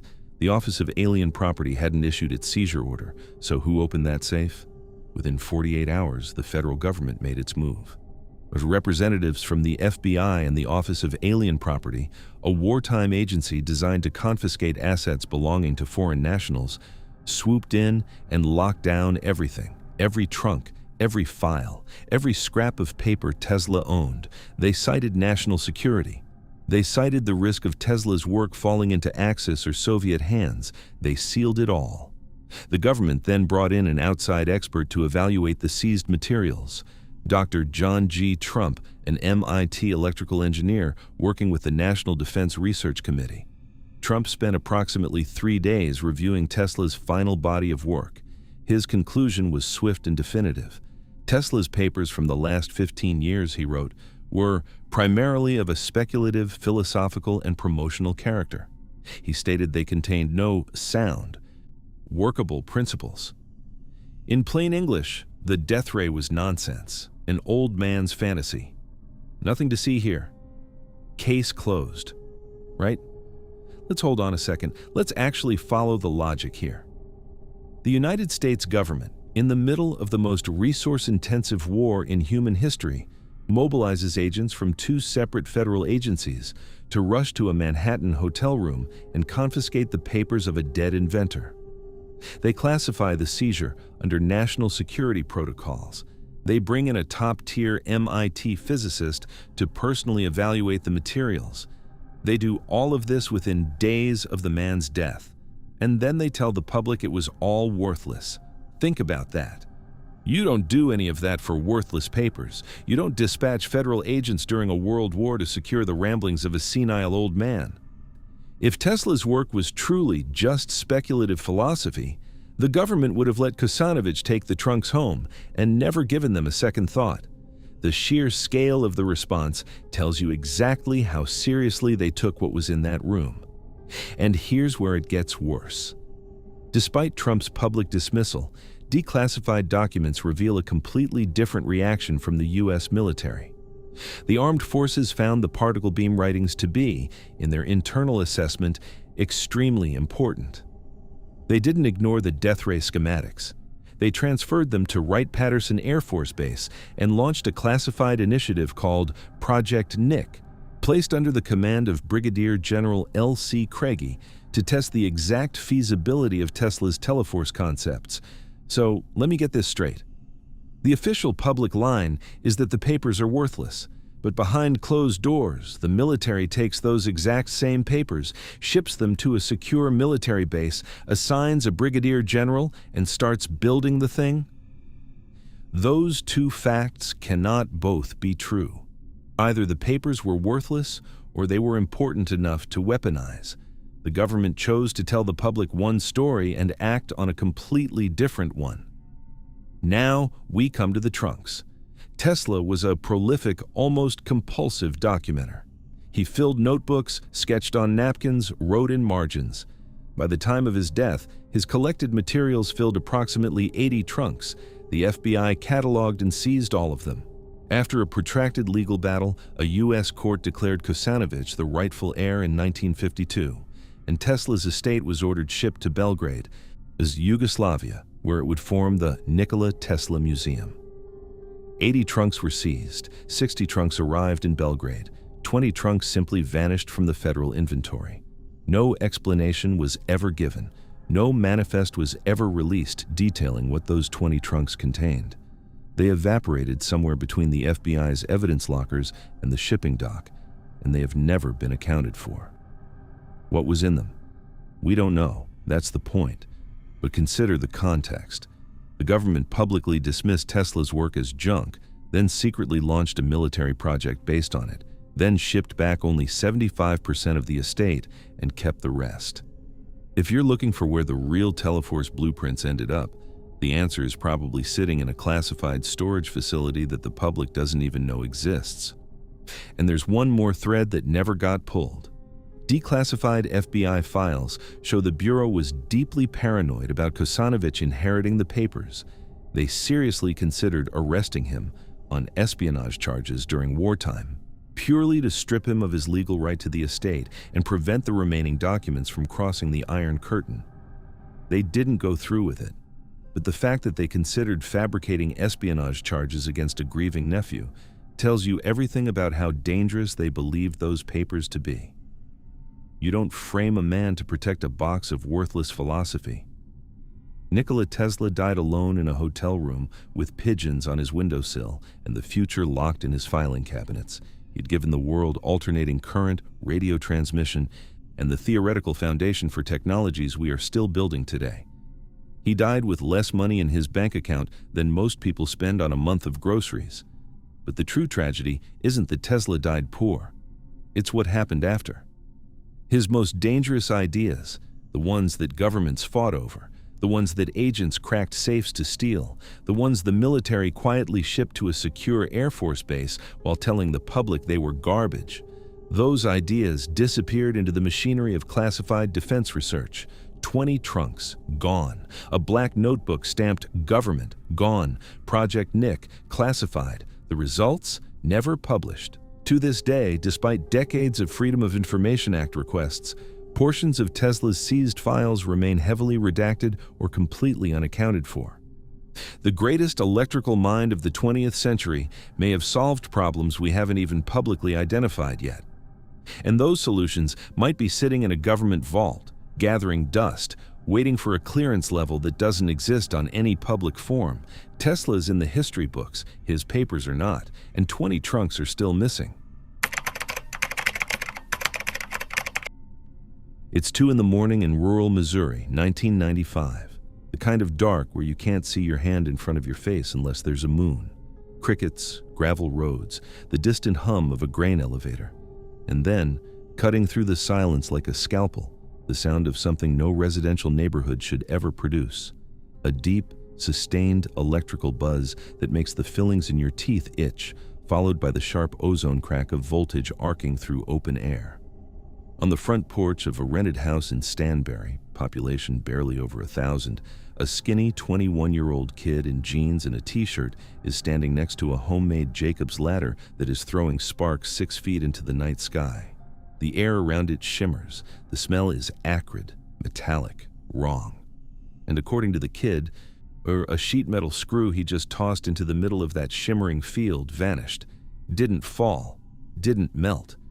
disappeared for a half second, and then reappeared on the ground as if it had been somewhere else in the interim. The kid's name is Mike Markham. His neighbors are about to call the cops. Art Bell is about to put him on national radio. And within 2 years, he's going to climb onto a platform, jump into the heart of a machine running on enough stolen voltage to power a city block, and vanish from the historical record for nearly 2 decades. This is either the story of the greatest hoax in late-night radio history, the most spectacular accidental suicide nobody witnessed, or, and I'm just telling you what the man himself claims, the first successful manned time travel experiment conducted on a porch in the American Midwest. To understand Mike Markham, you have to understand the world he existed in. Not the mainstream world of 1995, the Clinton economy, the OJ trial, Windows 95. The other world. The one that lived in the static between AM radio stations after midnight. Art Bell's Coast to Coast AM was a genuine cultural phenomenon. Every night, millions of Americans, truckers, insomniacs, shift workers, lonely people staring at ceiling fans, tuned in to hear stories of UFO abductions, government conspiracies, and the general premise that reality was far stranger than the daytime world admitted. The internet barely existed in 1995. Coast to Coast was the internet before the internet. A vast network of true believers and brilliant weirdos sharing information in real time across the continent, connected by radio waves and insomnia. And in the spring of 1995, that network found its newest folk hero. Mike Markham was not a scientist. He was a college dropout living in a rented house in one of the smallest towns in northwest Missouri. But he had something that formal credentials can't give you: an obsessive, almost savant-level understanding of high-voltage electrical systems. He could look at a transformer and see its guts. He could wire circuits that would make a licensed electrician sweat. His project started small. A basic Jacob's ladder. 2 metal rods set in a V-shape, with high voltage arcing between them, the spark climbing upward as the heated air rises. It's a classic mad scientist prop, the kind of thing you see in old Frankenstein movies. But Markham modified his. He added a laser extracted from a CD player to continuously heat the air between the rods, while stabilizing the temperature and resistance. And when he cranked the power high enough, something happened that he didn't expect. The air between the rods didn't just crackle, it shimmered. A rippling, distorted patch appeared, roughly 8 inches across, that looked, according to Markham, like heat haze over asphalt, but denser, more defined. A visible distortion in the space itself. He threw a sheet metal screw into it. The screw disappeared. A fraction of a second later, it reappeared, clattering to the ground as if it had been briefly removed from existence and then dropped back in. Now, I need you to hold 2 thoughts at once. The first is that this sounds absolutely insane. The second is that what happened next is a matter of documented police record. Markham realized that to scale the vortex up to a size that could accommodate a human body, he needed vastly more power than a residential outlet could provide. So he did what any reasonable person would not do. He drove to a local St. Joseph Light and Power substation in the middle of the night and stole 6 power transformers. 6 transformers, each weighing approximately 300 pounds. That's 1,800 pounds of industrial electrical equipment that he somehow disconnected from a live power grid, loaded into a vehicle, transported to his house, and unloaded onto his porch, alone, in the dark, without being electrocuted or crushed. The subsequent experiments drew so much electricity that his entire neighborhood experienced rolling brownouts. Lights flickered, appliances surged, residents called the power company. The power company called the police. The police followed the trail of blown circuits directly to Markham's front porch, where they found a 21-year-old kid standing next to 6 stolen municipal transformers and a device that was arcing visible electricity into the night air. He was arrested. He lost his home. He lost his job. He made the local news. And Art Bell saw the story and picked up the phone. Markham's first appearance on Coast to Coast AM was electric. He was articulate, specific, and completely sincere. He described the modification, the shimmering vortex, the vanishing screw. He told Art Bell and millions of listeners that he believed he had created a localized disruption in space-time and that his goal was to rebuild the machine and step through it. Donations poured in. Markham used the money to legally acquire generators and components. He spent months building a larger version, scaling the voltage into the millions.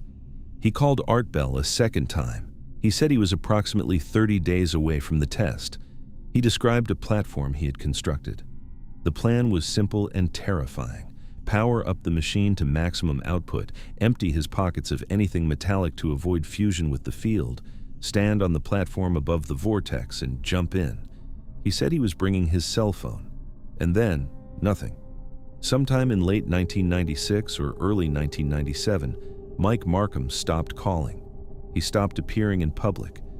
His warehouse was eventually cleared out by his landlord, who assumed the tenant had abandoned the property.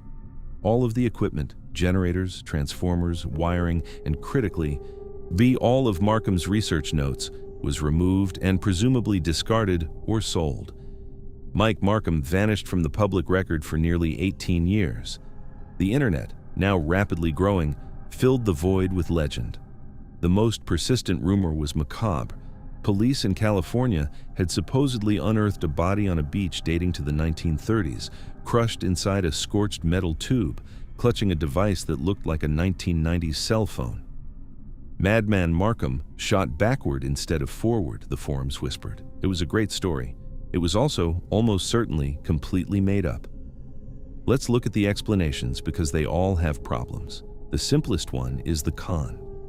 Markham scammed the radio audience, pocketed the donations, and skipped town to start a new life under a different name. It's clean. It's logical. It requires no exotic physics. But here's the thing. This is a kid who went to jail for his project. He was arrested, booked, lost his housing, lost his employment, all because he was so obsessed with building this machine that he committed felony theft from a power company. That is not the behavioral profile of a scammer. Scammers protect themselves. They don't risk prison time for the bit, and when Markham disappeared, the machine stayed behind. The equipment, the thing the donations had paid for, was sitting in the warehouse. If the plan was to take the money and run, why leave the evidence of what you spent it on? The second theory is the most grounded and the most grim. Markham was a young man with no safety protocols, no institutional oversight, and no protective equipment, playing with voltages capable of instantaneous lethality.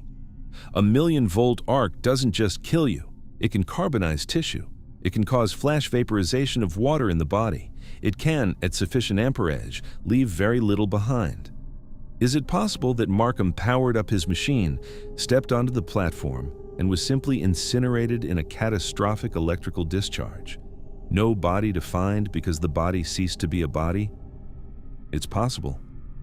But the landlord cleaned out the warehouse.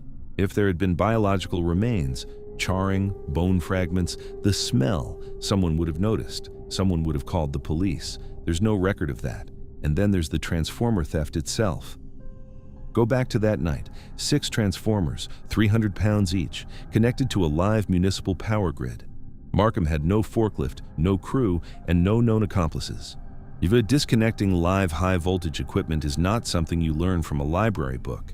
It's the kind of task that kills trained linemen. The fact that he pulled it off at all suggests a level of electrical intuition that goes far beyond hobbyist tinkering. Whatever else Markham was, he was not stupid, and he was not faking his understanding of how electricity works. In 2015, a man called into Art Bell's new program, Midnight in the Desert, and identified himself as Mike Markham. He said the jump had worked. He claimed the machine transported him approximately 800 miles from Missouri to a field outside Fairfield, Ohio, and pushed him roughly 2 years into the future. He said he suffered severe amnesia upon arrival and spent years living in homeless shelters, slowly piecing his identity back together. He said that when he eventually made his way back to Missouri, his warehouse was empty. His landlord had cleared everything out. His notes, his generators, his research, all of it was gone. Was it really him? The voice matched, according to longtime listeners. The details were consistent with what he had described in the original 1995 broadcasts, but there was no independent verification, no DNA test, no documentation of his whereabouts during the missing years. After 2015, Markham faded again. Scattered, unverified internet posts placed him in Hawaii, then back in Ohio. No officially confirmed public appearances have occurred since. Here's what we're left with. A kid in rural Missouri built a machine powerful enough to black out a neighborhood. He went to prison for it. He rebuilt it with donated money. He told 1 million people on live radio that he was going to jump into it. And then he disappeared for 18 years. Did he take the money and vanish into anonymity? Did he miscalculate the voltage and reduce himself to carbon dust on a warehouse floor? Or did a 21-year-old kid in jeans and a t-shirt, standing on a homemade platform in a Missouri warehouse, actually do what every physicist on Earth says is impossible? We don't know. The machine is gone. The notes are gone. The warehouse is empty. All that's left is a screw that vanished for half a second, a porch that smelled like ozone, and a voice on the radio saying he was 30 days away from stepping through. The static is still there, if you listen hard enough. But Madman Markham isn't on the other end anymore. He's either in a shelter in Ohio, in a shallow grave of his own voltage, or walking around in a year we haven't reached yet, looking for a signal. 8 kilobytes. That's roughly the size of the text file you'd get if you typed out a long email. It's a couple of paragraphs, a grocery list with annotations. It is, by any modern standard, nothing. In the summer of 1999, a chain-smoking Dutch television repairman named John Sloot sat in a hotel room in the Netherlands and played 16 full-length, high-quality movies simultaneously off a device that, according to every known law of mathematics and information science, could not possibly hold them. The room was full of some of the sharpest technology executives in Europe. They watched it happen. They examined the hardware. They checked for hidden cables, hidden hard drives, hidden tricks. They found nothing. It worked. Within weeks, a deal worth billions was on the table. Sloot was days away from handing over the source code and becoming the most important inventor since Edison. And then he walked into his garden, clutched his chest, and died.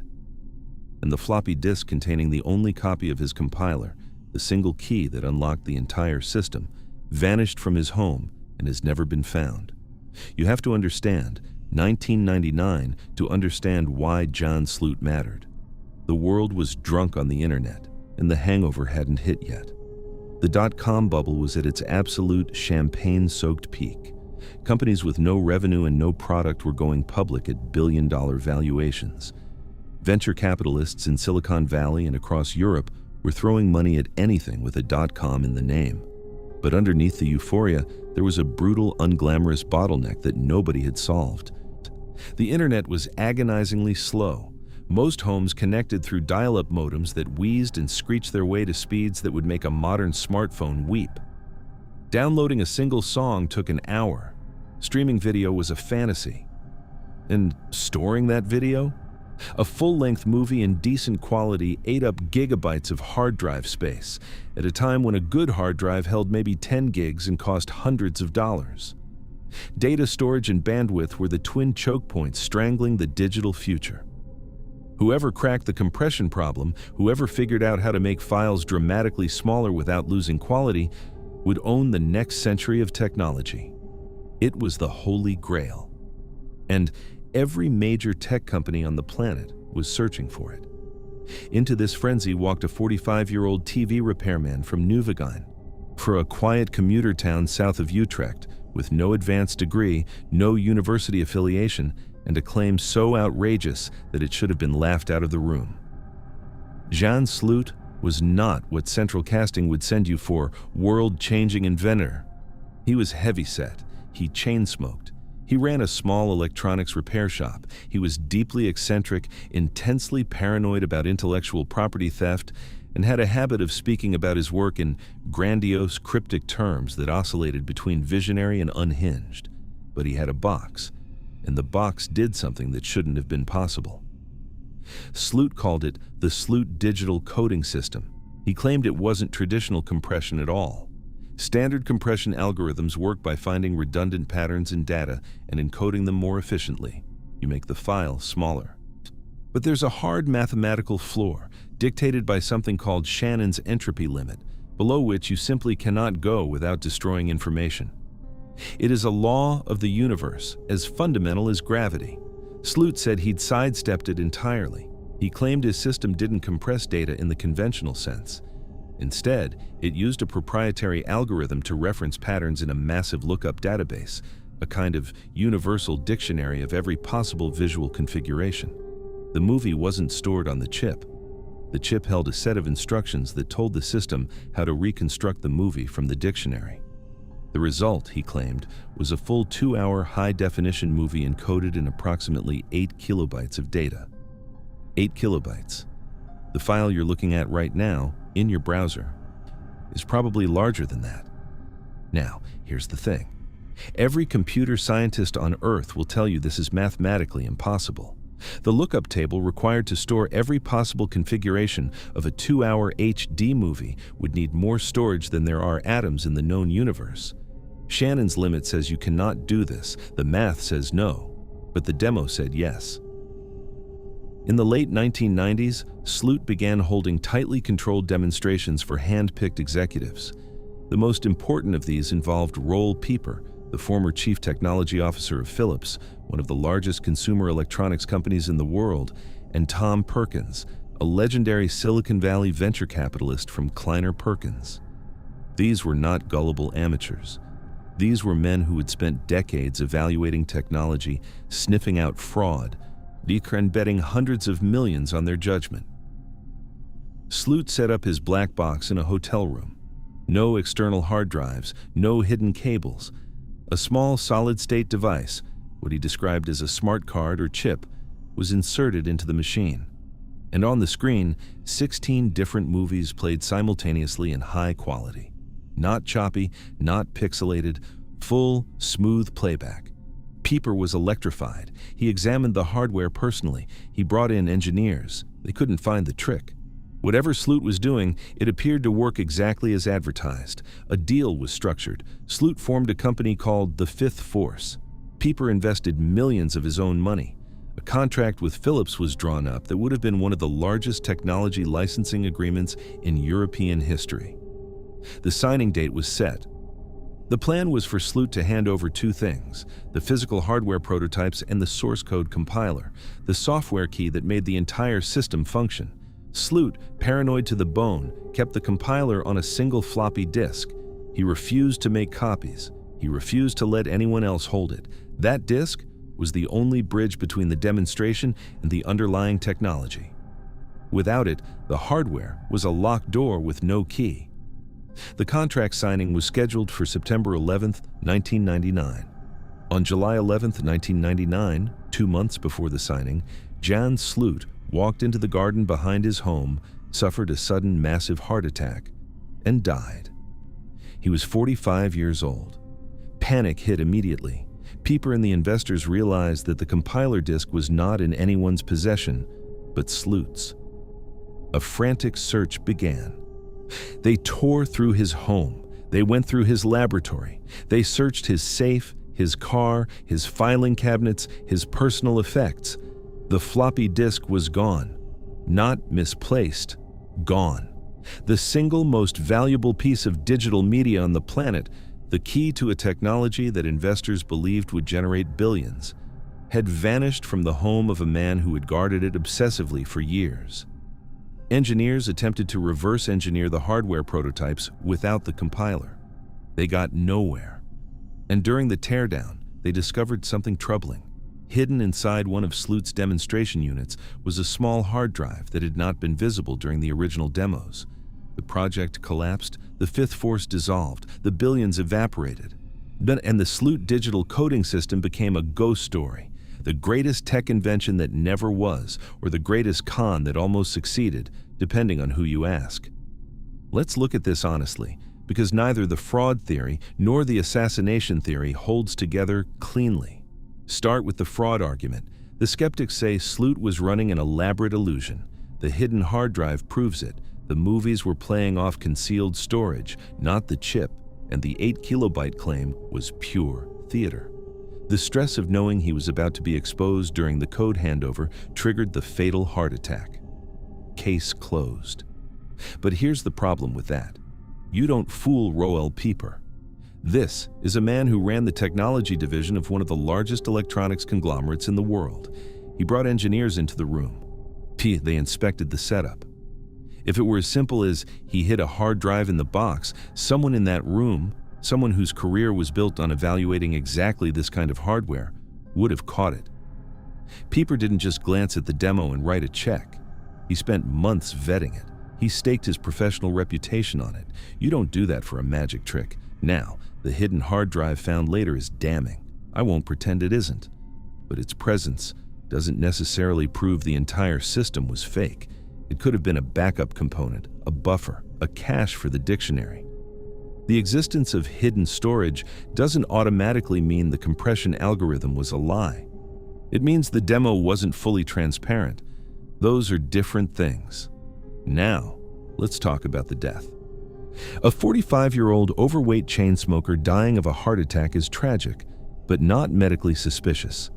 Hearts fail, stress kills. This part of the story is, on its face, entirely plausible. But the heart attack doesn't explain the disc. If a man collapses of natural causes in his own backyard, his possessions don't rearrange themselves. His floppy disk, the one object he protected above everything else, the key to his entire fortune, should have been exactly where he left it. His investors knew it existed. His family knew it existed. Everyone who had spent months negotiating this deal knew exactly what they were looking for. And it was gone. Someone took it. The question is who and when. Did someone enter the house during the chaos of his death? A window of confusion where family, paramedics, and neighbors are all moving through the property and pocket a single floppy disk? If so, that person knew what they were looking for. They knew what it was worth, and they knew the window was closing. Now look at the motive from the other direction. If Sloot's technology was real, even partially real, the industries it threatened were enormous. Hard drive manufacturers, telecommunications companies, bandwidth providers, physical media producers. DVD was just hitting the mainstream in 1999. The entire digital storage economy was built on the assumption that data is big and heavy and expensive to move. Sloot Systems said data could be weightless. If that reached the market, hundreds of billions of dollars in existing infrastructure and product lines become worthless overnight. That's not a motive for a single person. That's a motive for an industry. The investors spent years and millions trying to reconstruct the technology without the compiler. They failed. Without the key, the lock was permanent. The prototypes were dismantled, analyzed, and ultimately abandoned. The Sloot digital coding system died with its creator, or with whoever walked out of his house carrying a floppy disk on the worst day of his family's life. Was Jan Sloot a genius who broke the laws of information theory in a Dutch garage? Probably not. Shannon's limit is as solid as they come, and the hidden hard drive is a problem that doesn't go away. But was he simply a fraud? A man who fooled some of the smartest technologists in Europe for months at close range, under direct hardware inspection, with nothing but a conjurer's trick. That doesn't sit right either. The truth is probably somewhere in the ugly middle. A man who had something, maybe not what he claimed, but something real enough to survive sustained professional scrutiny, and died before anyone could find out exactly what it was. And the disc. The disc is the part that keeps the story alive, because hearts fail on their own. But floppy disks don't walk out of locked houses by themselves.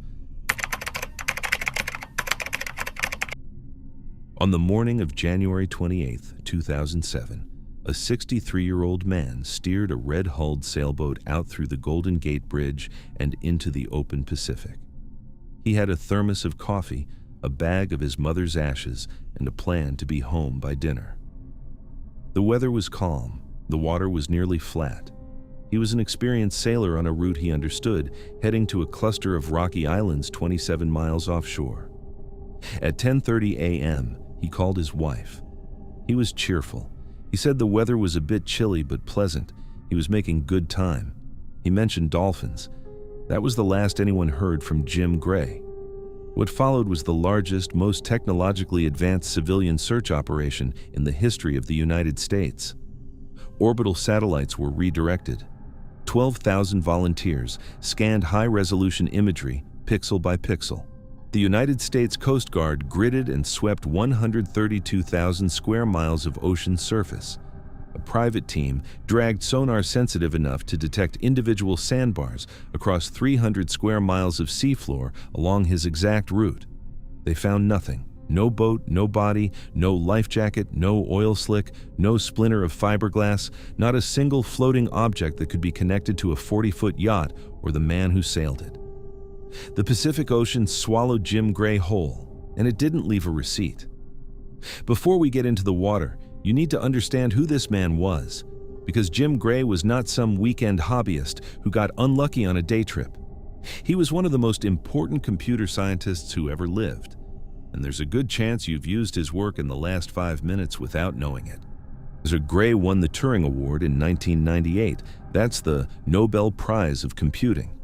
He earned it for his pioneering work on database transaction processing, which is a technical way of saying he solved the fundamental problem of how computers handle multiple operations at the same time without losing or corrupting data. Every time you withdraw cash from an ATM, buy something online, search Google, or book a flight, you are standing on architecture that Jim Gray built. By 2007, he was a legendary researcher at Microsoft, working on what he called the fourth paradigm, a vision for making the planet's exponentially growing flood of data universally accessible to scientists and researchers. He was trying to organize the sum total of human knowledge. That was his Tuesday. He was also, by every account, a calm, stable, deeply competent person. Not reckless, not depressive, not the kind of man who makes stupid mistakes on the water. His friends and colleagues described him as meticulous and experienced. He had sailed this route before. He knew the currents, the weather patterns, and the risks. So when he told his wife he'd be back by evening and then simply cease to exist, the people who knew him didn't just grieve. They mobilized. The mission was personal. Gray's mother, Anne, had passed away a few months earlier, in October 2006. He wanted to scatter her ashes at sea near the Farallon Islands, a jagged, windswept wildlife refuge perched at the edge of the continental shelf, about 27 miles west of the Golden Gate. On Sunday morning, January 28th, Gray woke aboard his boat, a 40-foot C&C sailboat named Tenacious, docked at Gashouse Cove in San Francisco Bay. But he called his wife, Donna Carnes, who was vacationing in Wisconsin. He told her his plan. The weather looked good. The water was nearly flat. He'd be back that evening. He motored Tenacious out through the Golden Gate and into the open ocean. The tide was in his favor. The wind was manageable. At 10:30 a.m., he called Donna again. He reported he was approaching a channel marker buoy about 15 miles offshore. She asked if he was wearing his safety harness, a critical precaution for single-handed sailing, because if you fall overboard, the boat keeps going without you. He said yes. Shortly after, he left a voicemail for his daughter, Heather. His tone was warm and relaxed. He said he was taking Granny to her final resting place. He mentioned being surrounded by dolphins. He said it was a little cloudy, but very pleasant. Love and kisses. Take care. Bye. At 11:50 a.m., his smartphone automatically synced with a Microsoft email server, pinging a singular cell tower south of San Francisco. That was the last electronic trace of Jim Gray's existence. The afternoon passed. Evening came. Tenacious did not return to Gashouse Cove. No distress call was logged. No emergency signal was transmitted. Jim Gray had sailed into a clear Sunday morning and simply not come back. What happened next has no precedent in civilian maritime history. Jim Gray's friends were not ordinary people. They were the architects of the modern internet. And when the Coast Guard standard search turned up nothing in the first 48 hours, those friends did something extraordinary. They went around the system. Engineers at Google and Microsoft contacted Digital Globe, the commercial satellite imaging company.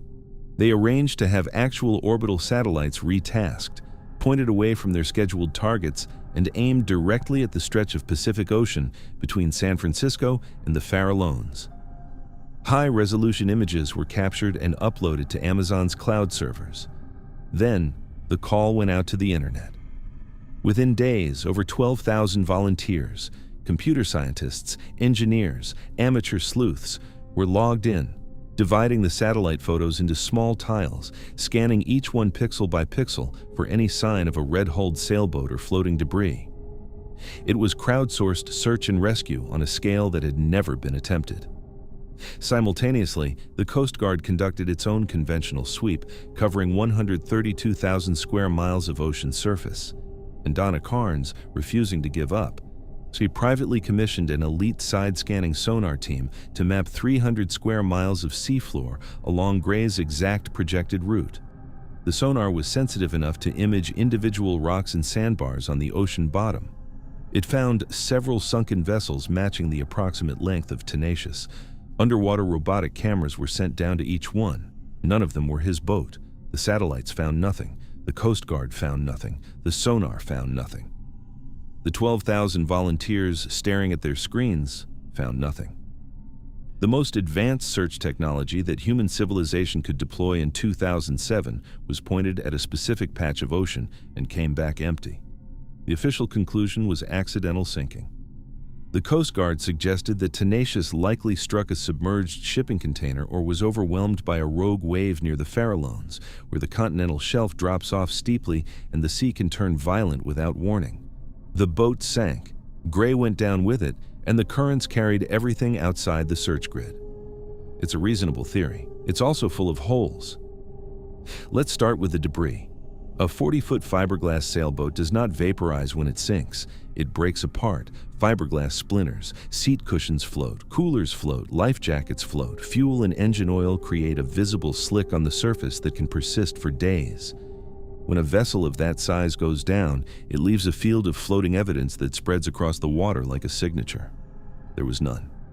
With the most advanced satellite imagery on the planet scanning the ocean within hours of his disappearance, not a single piece of debris was detected, not a cushion, not a plank, not an oil sheen. Now let's talk about the EPIRB. This is the detail that should bother you the most. Tenacious was equipped with an emergency position indicating radio beacon, a device specifically designed for exactly this scenario. If a boat takes on water and begins to sink, the EPIRB is engineered to automatically detach from its mounting, float to the surface, and transmit a distress signal via satellite, broadcasting the vessel's precise GPS coordinates to rescue services. It never activated. Think about what that requires. For the EPIRB to fail, the boat would have to have been dragged underwater so rapidly and so violently that the beacon, which is designed to release and float, was physically trapped inside the hull and pulled to the bottom before it could separate. We're talking about a catastrophic event, so instantaneous it defeated a safety system specifically engineered to survive catastrophic events. And there's more. Gray didn't send a mayday. He didn't trigger his VHF radio. He didn't activate any manual distress signal. The window between "everything is fine, I'm watching dolphins" and total annihilation was apparently so narrow that a competent, experienced sailor had 0 seconds to press a single button or speak a single word into a radio. In calm weather, on a clear day, on a route he had sailed before. Now, I'm not going to stand here and tell you what happened. I don't know. Nobody knows. But I will say this. The physics of the official explanation require you to accept a chain of simultaneous failures. No debris, no EPIRB, no radio call, no sonar footprint, no satellite detection that individually are unlikely and collectively are staggering. Some people whispered about darker possibilities. Gray possessed an almost unmatched understanding of global data architecture, the kind of knowledge that, in the post-9/11 surveillance era, certain agencies would find very interesting. Fringe theories suggested interception, abduction, even a staged disappearance. There is zero evidence for any of this.